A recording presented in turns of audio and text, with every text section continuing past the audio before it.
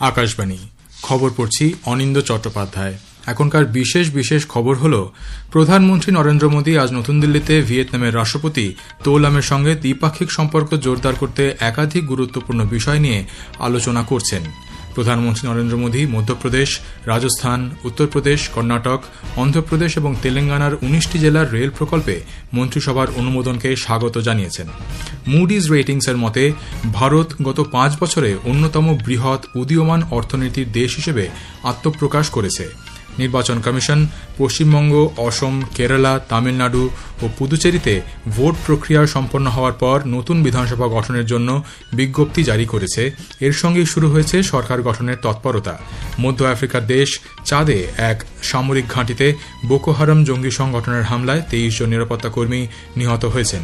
ভারতীয় আবহাওয়া দপ্তর বিহার ও গাঙ্গেয় পশ্চিমবঙ্গে আজ বৃষ্টির কমলা সতর্কতা জারি করেছে।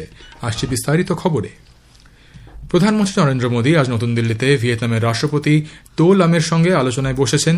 উভয় নেতা দুটি দেশের মধ্যে দ্বিপাক্ষিক সম্পর্ক জোরদার করা ছাড়াও পারস্পরিক স্বার্থ সংশ্লিষ্ট আঞ্চলিক ও আন্তর্জাতিক বিষয় নিয়ে বিস্তারিত আলোচনা করছেন। এর আগে 3 দিনের ভারত সফরে আসা ভিয়েতনামের রাষ্ট্রপতিকে আজ সকালে রাষ্ট্রপতি ভবনে আনুষ্ঠানিক অভ্যর্থনা জানানো হয়। প্রধানমন্ত্রী নরেন্দ্র মোদী এবং ভিয়েতনামের রাষ্ট্রপতির মধ্যে আলোচনার পর বেশ কয়েকটি সমঝোতা স্মারকপত্র স্বাক্ষরিত হওয়ার কথা।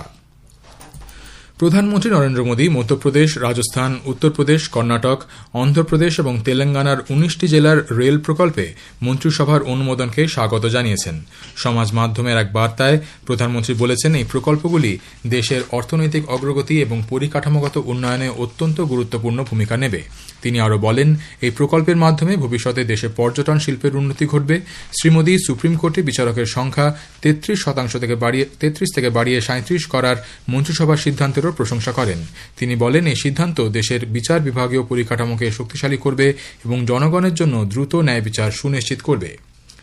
মুডিজ রেটিংসের মতে ভারত গত 5 বছরে অন্যতম বৃহৎ উদীয়মান অর্থনীতির দেশ হিসেবে আত্মপ্রকাশ করেছে। সংস্থাটি তাদের সাম্প্রতিক প্রতিবেদনে জানিয়েছে, শক্তিশালী বিদেশি মুদ্রা তহবিল এবং দেশজ বাজারে পুঁজি সহায়তায় ভারত আন্তর্জাতিক বিশ্ব অর্থনীতির ধাক্কা সামলে সামনের দিকে এগিয়ে চলেছে। রিপোর্টে প্রকাশ, ভূ রাজনৈতিক অনিশ্চয়তার কারণে বাজার অর্থনীতি অস্থির অবস্থাতেই রয়েছে, তবে ভারতের পরিস্থিতি যথেষ্ট আশাব্যঞ্জক। নির্বাচন কমিশন পশ্চিমবঙ্গ, অসম, কেরালা, তামিলনাড়ু ও পুদুচেরিতে ভোট প্রক্রিয়া সম্পন্ন হওয়ার পর নতুন বিধানসভা গঠনের জন্য বিজ্ঞপ্তি জারি করেছে। 4 রাজ্যের রাজ্যপাল ও পুদুচেরির উপরাজ্যপালের কাছে কমিশনের এই নির্দেশিকা ইতিমধ্যেই পাঠিয়ে দেওয়া হয়েছে। এর ফলে রাজ্যে নতুন সরকার গঠনের পথ প্রশস্ত হল। উল্লেখ্য, পশ্চিমবঙ্গে বর্তমান বিধানসভার মেয়াদ শেষ হচ্ছে আগামীকাল। এদিকে নির্বাচন কমিশন সূত্রে জানা গেছে, ফলাফল প্রকাশের পর এই বিজ্ঞপ্তি জারির মধ্য দিয়ে কমিশনের দায়িত্ব আপাতত সম্পূর্ণ হল। অবাধ ও শান্তিপূর্ণ পরিবেশে এবার ভোট নেওয়া হয়। ভোট গ্রহণ থেকে গণনা পর্যন্ত গোটা প্রক্রিয়ায় সুষ্ঠু ও স্বচ্ছ ছিল বলে কমিশন জানিয়েছে। কেন্দ্রীয় শিক্ষামন্ত্রী ধর্মেন্দ্র প্রধান তৃণমূল কংগ্রেস নেত্রী মমতা ব্যানার্জির কথিত মন্তব্যের তীব্র নিন্দা করেছেন। প্রসঙ্গত, বিদায়ী মুখ্যমন্ত্রী মমতা ব্যানার্জি পদত্যাগ করবেন না কিংবা রাজ্যপালের কাছেও তা পেশ করবেন না বলে জানিয়েছিলেন। সমাজ মাধ্যমের এক বার্তায় শ্রী প্রধান অভিযোগ করেন, জনমত অস্বীকার করা গণতন্ত্রের অবক্ষয়েরই এক দৃষ্টান্ত। মমতা ব্যানার্জি কেবল জনতার রায়কেই অস্বীকার করেননি, তিনি নির্বাচন কমিশন এবং নিরাপত্তা বাহিনীর বিশ্বাসযোগ্যতা নিয়েও প্রশ্ন তুলেছেন। আসামে বিধানসভা নির্বাচন প্রক্রিয়া সম্পন্ন হওয়ার পর গুয়াহাটির রাজভবনে আজ মুখ্যমন্ত্রী হিমন্ত বিশ্ব শর্মা রাজ্যপাল লক্ষণ প্রসাদ আচার্যের কাছে তাঁর পদত্যাগপত্র পেশ করেছেন। এই পদত্যাগের ফলে রাজ্যে নতুন সরকার গঠনের পথ প্রশস্ত হল। উল্লেখ্য, এর আগে আসামের মুখ্য নির্বাচনী আধিকারিক অনুরাগ গোয়েল আনুষ্ঠানিকভাবে আসাম বিধানসভা নির্বাচনের ফলাফল রাজ্যপালের কাছে পেশ করেন। এবারের বিধানসভা নির্বাচনে এনডিএ 126টি আসনের মধ্যে 102টিতে জয়লাভ করে নিরঙ্কুশ সংখ্যাগরিষ্ঠতা লাভ করেছে। কংগ্রেস 19টি আসন জয় করে বিধানসভায় দ্বিতীয় বৃহত্তম দল হিসেবে উঠে এসেছে।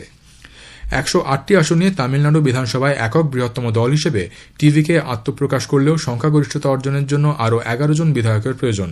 এ বিষয়ে টিভিকে বর্তমানে কংগ্রেস সহ অন্যান্য রাজনৈতিক দলগুলির সঙ্গে আলোচনা চালাচ্ছে।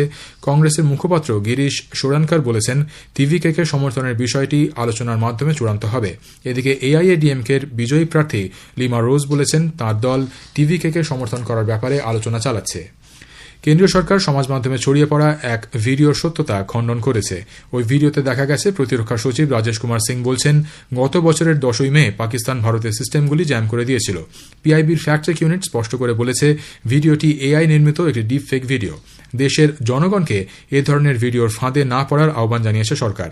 উল্লেখ্য, গত বছর ভারত ও পাকিস্তানের মধ্যে শুরু হওয়া অপারেশন সিন্দুর 7 মে থেকে সে মাসের 10 তারিখ পর্যন্ত চলে।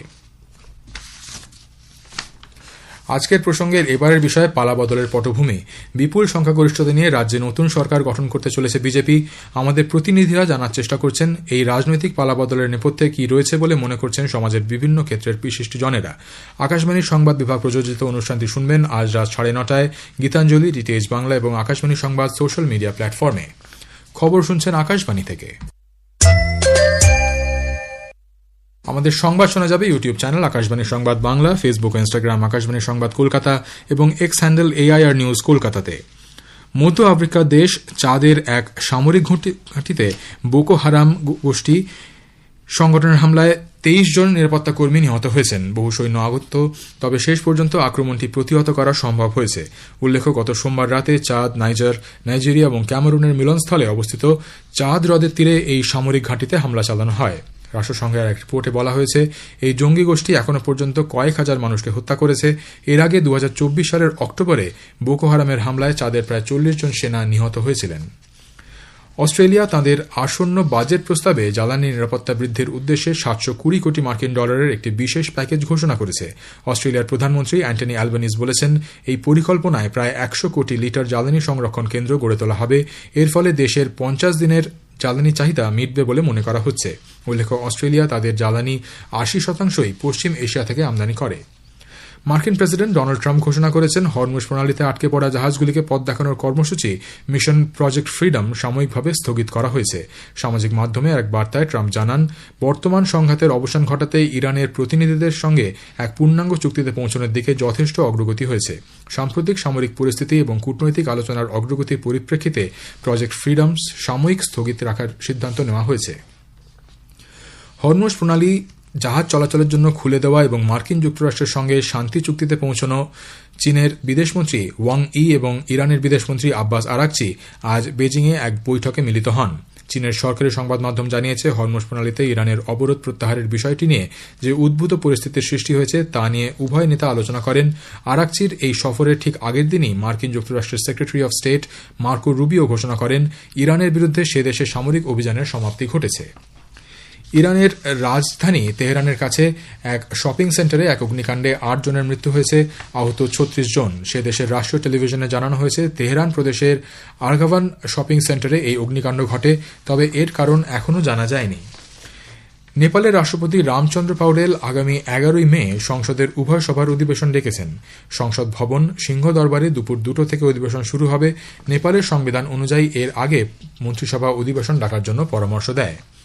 তাইওয়ান সরকারের আমন্ত্রণে একটি সর্বদলীয় প্রতিনিধি দল 6 দিনের সফরে সে দেশে গেছেন। তাইওয়ানের বিদেশ মন্ত্রক জানিয়েছে, এই প্রতিনিধি দলে BJP, National People's Party NPP, Congress এবং শিবসেনা ইউবিটির মতো প্রধান ভারতীয় রাজনৈতিক দলগুলির বর্তমান প্রজন্মের নেতারা রয়েছেন। মন্ত্রক আরও জানিয়েছে, তাইওয়ানে প্রতিনিধি দলটি বিভিন্ন সরকারি সংস্থা পরিদর্শন করবে এবং নানা অনুষ্ঠানে অংশগ্রহণ করবে। ভারত ও তাইওয়ান যখন একটি শ্রম চুক্তি চূড়ান্ত করার প্রক্রিয়া রয়েছে, সেই সময় এই সফর। এই চুক্তির অধীনে তাইওয়ানে 1000 জন ভারতীয় পরিযায়ী শ্রমিক কাজ করার সুযোগ পাবেন। ভারতের আবহাওয়া দপ্তর IMD আজ বিহার এবং গাঙ্গেয় পশ্চিমবঙ্গে ভারী বৃষ্টির জন্য কমলা সতর্কতা জারি করেছে। আগামীকাল পর্যন্ত এই অঞ্চলগুলিতে বজ্রবিদ্যুৎ সহ ঘণ্টায় 60 কিলোমিটার বেগে ঝোড়ো হাওয়া সম্ভাবনা রয়েছে বলে জানিয়েছে তারা। এছাড়াও অরুণাচল প্রদেশ, আসাম, মেঘালয় এবং সিকিমে আজ ভারী বৃষ্টিপাত সহ রবিবার পর্যন্ত কেরালা, মাহে, তামিলনাড়ু, পুদুচেরি এবং কারাইকালে ভারী বৃষ্টিপাতের পূর্বাভাস দিয়েছে IMD। অন্যদিকে রবিবার পর্যন্ত কোঙ্কণ এবং গোয়ায় গরম ও আর্দ্র আবহাওয়া সহ আগামী শনিবার থেকে সোমবার পর্যন্ত পশ্চিম রাজস্থানের বিচ্ছিন্ন কিছু এলাকায় তাপপ্রবাহ পরিস্থিতির পূর্বাভাস দিয়েছে ভারতীয় আবহাওয়া দপ্তর।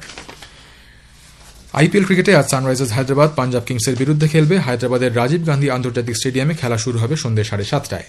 শেষ করার আগে খবরের বিশেষ কিছু অংশ আরও একবার। প্রধানমন্ত্রী নরেন্দ্র মোদী আজ নতুন দিল্লিতে ভিয়েতনামের রাষ্ট্রপতি তো লামের সঙ্গে দ্বিপাক্ষিক সম্পর্ক জোরদার করতে একাধিক গুরুত্বপূর্ণ বিষয় নিয়ে আলোচনা করছেন। প্রধানমন্ত্রী নরেন্দ্র মোদী মধ্যপ্রদেশ, রাজস্থান, উত্তরপ্রদেশ, কর্ণাটক, অন্ধ্রপ্রদেশ এবং তেলেঙ্গানার 19টি জেলার রেল প্রকল্পে মন্ত্রিসভার অনুমোদনকে স্বাগত জানিয়েছেন। মুডিজ রেটিংসের মতে ভারত গত 5 বছরের অন্যতম বৃহৎ উদীয়মান অর্থনীতির দেশ হিসেবে আত্মপ্রকাশ করেছে। খবর শেষ হল, এরপর শুনুন স্থানীয় সংবাদ।